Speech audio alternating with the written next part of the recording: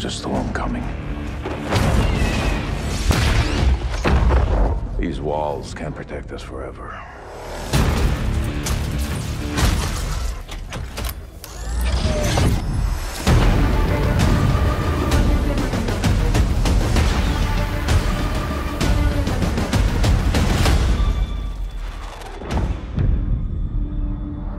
Something is out there. It wants to destroy us all.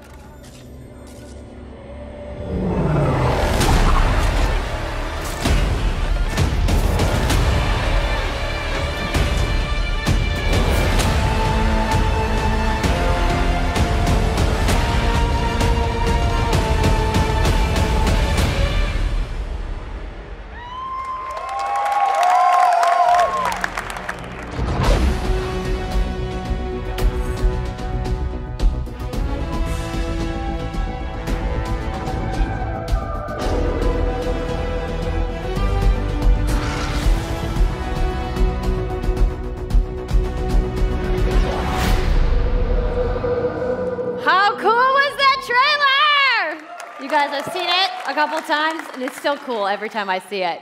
So I know all of you, like me, have had tons of questions about Anthem since last year because we're all BioWare fans. So we're going to do something a little bit different for the rest of the show, and we're going to take a deep dive into Anthem. So I'm going to bring out some members of the BioWare team to chat with us. Ladies and gentlemen, please give a warm welcome to Casey Hudson, Mark Dara, and Kathleen Rutzart.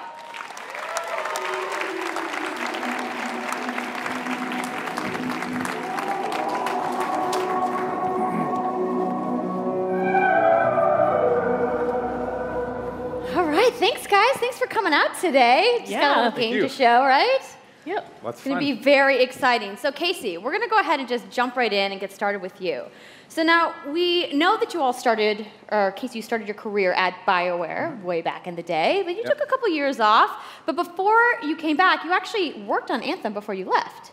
Yeah, that's right. So, you know, first of all, it's amazing to be back. It's awesome to be making games for BioWare fans. You know, we have the best fans, so it's been super satisfying to come back to it. And you know, I just want to be able to continue the legacy of the studio, and that's kind of where it started with Anthem. Is just thinking about, you know, what is the evolution of a BioWare game, and we wanted to create a brand new world for people to discover. You know, a whole new world of story and character. But we also wanted to do something that was, you know, more of a dynamic and living world, a game that would change every time you came back and played it. We also wanted to do something where, you know, if you wanted to invite your friends into it, then you could do that as well. So that was really the initial vision of the game, not an MMO, not a multiplayer game with stories sort of bolted on this side, but something new and different, and I think the team has really captured that vision over the years. Your fans really love the stories from BioWare, but I think we're kind of curious how you're planning to make story work in this shared world. So a great story for BioWare is really about characters that you can have a connection with, choices you get to make, and feeling like the story is about you. In a lot of multiplayer games, those things get diluted because you're mixing multiplayer and storytelling into the same areas. Now, you can build a solution to that, but you have to really build it into the core of the game. And that's what we've tried to do with Anthem. It's what we call our world, my story. So when you're out in the open world, the world is really dangerous, and you're focused on your mission. And this is where other players get to play with you. The thing that's really interesting about this, it's unique for Anthem, is that this is a living shared world. So whether there's weather or it's nighttime, what we're experiencing together. Everyone that's playing Anthem at a moment is seeing the same thing. And this is what we mean when we talk about our world. It's a shared world that we all experience together. But then when I finish my mission, I come back to a base like Fort Tarsus. And this is a single-player experience. I turn in my rewards, I talk to some characters, I experience the choices of my action. And this is where your story really lives and breathes. And by doing it this way, we're able to combine that impact and agency of a single-player story with the fun of teaming up with your friends to play co-op in combat. And we're also designing it so that we can add story for years to come.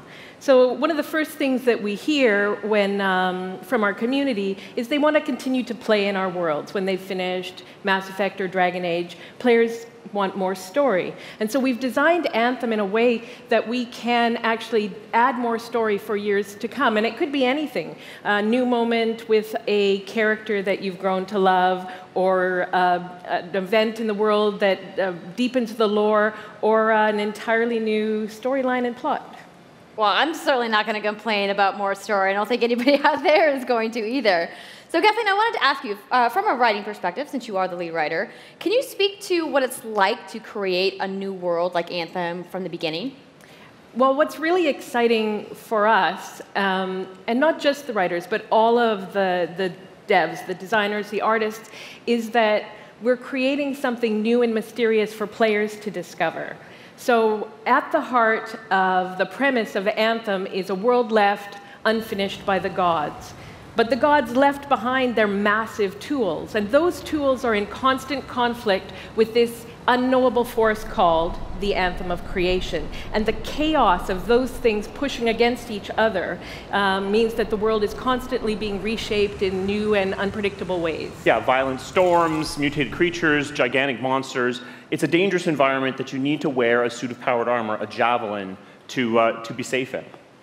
Now, something I think a lot of players out there maybe don't stop to think about is just how much work goes into creating a new intellectual property, or IP, as we've been saying. Now, we've seen all these different creatures, and Mark, you mentioned the storms. What's the process of creating a game like from scratch? Yeah, it's something we've done a few times at BioWare. And really the hardest part is getting started, just kind of getting off the blank page. So what we try to do is we think about the new experiences that we're trying to unlock for players. So like, what is the fantasy fulfillment? What are the new things you actually get to go and do that are different from what you've played before? So that's where we start. And then once we think about those things, that's the power of creating new IP, especially for games, is that you actually get to build a whole fictional universe that's meant to bring out a certain experience. And then once we do that, then we still need to build all the rest of the stuff, and what unlocks us creatively is to think about like principles around art style, tone, and even the technology and the politics of our new world. And then from there, we can actually go and build out every last detail. Yeah, and one of the unique challenges for Anthem is that it's a world, an experience that's meant to feel alive, like it's happening right now. And so the world is always changing, whether the storms, seasons, and it's a really great concept to write for, because what it means is it gives us the opportunity to drop into the world, almost in real time, a dramatic event that changes the world for everyone. And that could be anything from gameplay to lore. I mean, all of the moving parts in the dynamic world sound really cool, the way that they sound like they're going to come together. But even though there's obviously a lot going on, it really all comes back to your character. So let's talk about who we're going to be playing as and why we're fighting these crazy beasts. So you are a freelancer, uniquely skilled to pilot these Javelin exosuits. And you need those suits to survive and fight in this world, because the world will kill you. But on top of that, our ancient rivals, the Dominion, they've discovered a way, they think, to weaponize the Anthem of Creation. And so we need to stop them and protect the free people of Tarsus. Now, I've heard you call this power armor a couple different things. Is it a suit? Is it a javelin? Like, what's the canon term here? We call them javelins, and there are 4, and they each have unique abilities. There's the Ranger, and then there's the Colossus, the Interceptor, and finally, the Storm. Yeah, so each javelin gives you a different way to play the game. But the thing to remember is, like Kathleen said, you're not your suit. You are a freelancer, a pilot, which means you can decide which suit you want to use based on your mood, based on the mission you want to engage it, or the javelins that your friends are using. So really what this allows us to do is we've built the suits to look like they're built from the materials of the world. So they each have their own unique abilities. So let's take a look at the Ranger now. The Ranger is a more generalized suit, able to do a lot of different things, really designed for up-close and personal combat, one-on-one for the most part. The Colossus is heavier, more specialized, but able to really pack in big weapons that let them devastate the battlefield. I'm just going to say the Storm looks like it's going to be my favorite. I'm sure you guys out there are picking your faves right now, too. So the javelins look awesome, but we're going to take a couple questions right now. So Casey tweeted, some of you may have seen, asking for people out there to send us your questions. And the first one is going to be from @It'sSweetNicole, who asks, as a player who is all about making their character their own, what kind of customization options will be available in Anthem? Yeah, so we really want players to express themselves, both through customizing the way their javelin plays, through gear and weapons, but also being able to personalize the way that it looks, both through paint jobs as well as changing the actual geometry of the suit itself. We want teams to be able to do this as well. And because you're going to be using a javelin for a long period of time, we really want you to be able to make it your own. I'm glad you brought that up, because actually, Jay Legato has a question connected to customization. Monetization. How, when, loot box, cosmetics? Yeah, so we are going to have some cosmetics and vanity items that you'll be able to purchase, but you're always going to know what you're going to buy before you spend any money on it. So no loot boxes, no ability to pay for power. Yay. So that means no ability to spend money on gameplay advantage at all within Anthem. But even more important than that, we want to make sure that Anthem is an immersive experience that feels like it's complete from the get-go. So that means a main story, a big open world, and an ongoing service that provides new content for a long period of time. New story, new experiences for everyone. Well, I'm glad to hear that I can make my javelin pink. That's really all I wanted to know, I'm going to be honest. All right, Casey. We talked earlier about this being a co-op experience. So can you tell me a little bit about how the team gameplay in Anthem is going to work? Yeah, it really is about the fun of teaming up as a team of superheroes and working together. So you want to get a few people together of different classes. So I think here we're going to see the Colossus, just hammering people on the ground in gameplay. If we can have a look at that. So heavy artillery, being really strong, in melee combat, and then here you've got the Ranger shooting down from above, and then they're using combos and special abilities and stuff like that. But what I love is you don't just run around, you're swimming and flying as well. So it's interesting because the Slate Tones wants to know, how will you balance multiplayer with single-player storytelling? So Anthem's really built around trying to combine the impact of having your own personal story with the fun of playing with other players. But we really want to make sure that, that playing with other people feels like a choice. So for people that want to just experience the story, you're going to be able to do that. Now, going out into an open world like this by yourself is going to be a little bit more challenging than if the team of 4 people. And we've really tried to balance the co-op experience to be fun, even for people that don't normally engage in this kind of thing. So I really hope that everyone at least gives co-op a try. Okay, that's good to know. If you want to roll solo, you can, but it's just going to be a little bit more difficult. Well, I know you all are on the edges of your seats. How about we show a little gameplay? Yeah? You guys want that? All right, so Kathleen, I think you're going to set this up for us? I will. So you and your friends have decided to play a mission called Scars and Villainy. The Scars have put together an acid-based super weapon, so you got to take them out. So you start in the Strider, which is like a giant walker, and it's your forward base of operations. You have a conversation with your crew, Halleck, Faye, and Owen, and you'll hear Owen. He's going to talk us through the mission as we experience it here. And yeah, then you just get into your javelin suit and you head out with your friends. All right. Well, thank you so much, Mark, Casey, Kathleen, for talking to me about Anthem today. We're going to go ahead and roll the gameplay now. Enjoy, everybody.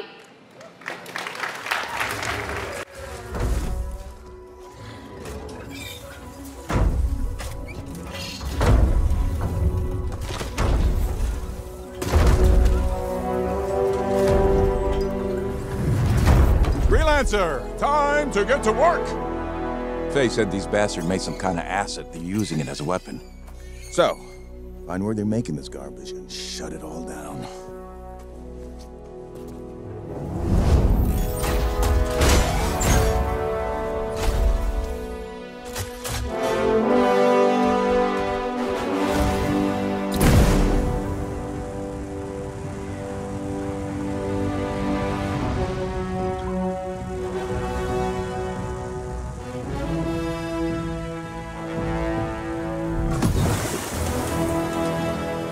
Owen, what's the plan here? Picking up loads of scars nearby.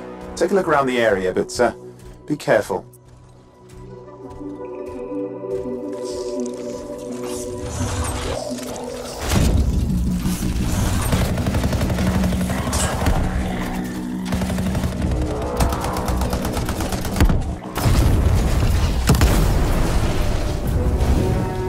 Right. Checking out the scar camp some more. Look at all the weapons! Oh, and the turrets! Better move quickly.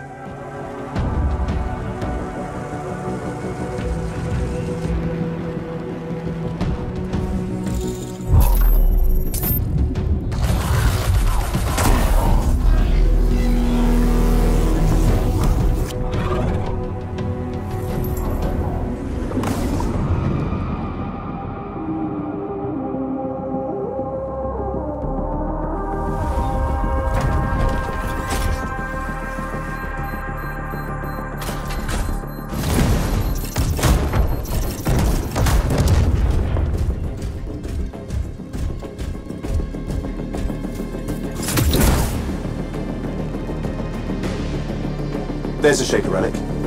Wait, something's odd. Get a closer look, would you? See those radiant pieces of energy? They're echoes from the Anthem of Creation. Loads of scars nearby. Be careful.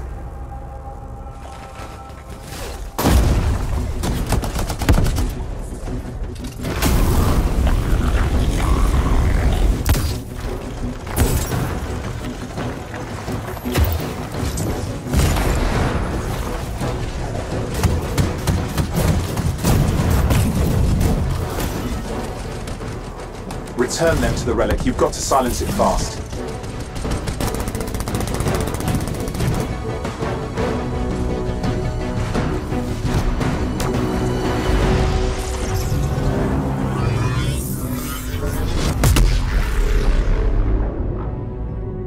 It's gone silent. Disaster averted. Do you think we get a bonus for... Wait, something's happening. What the hell was that? I think that was whatever laid all the eggs around here. The sound came from below your position. On the plus side, this definitely counts toward hazard pay. There's a trail of this acid gunk leading down. Follow it, and we should find the source.